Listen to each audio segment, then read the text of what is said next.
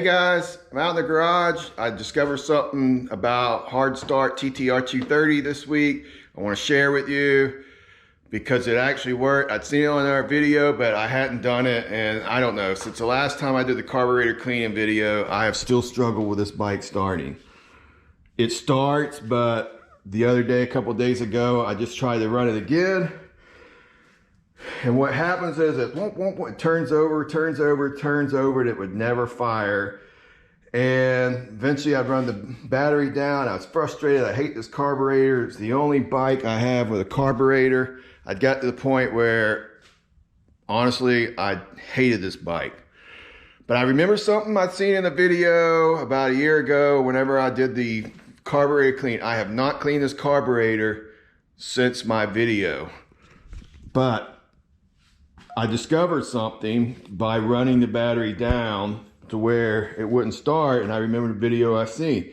So I want you to just understand that this bike is completely cold. It's 45 in my garage right now. I have not started this bike since this morning, but I can grab the exhaust, I can grab this, I mean the bike is 100% cold. And I'm actually hoping that this works just like it did this morning when I tried it. I have it hooked up to the trickle charger, and what I basically read or heard, what I basically watched on a video is this: keep the battery charged. With a full charged battery, the bike runs better and it doesn't break up, and that's exactly what I experienced with starting. So the only thing I can figure is this thing has a piss poor charging system or no charging system at all, and I don't know, but I'm just going to show you. So this is cold start, 100%. I have the choke fully out. If it does what it's done the last couple times since I've discovered this, it's gonna fire up pretty quick. It's gonna shut off a couple times, and then about the third fire, it'll start and it'll run. And I'll be able to push the choke back in. So let's see, this is 100% cold, live test, full charge battery. Haven't cleaned the carburetor since my last video.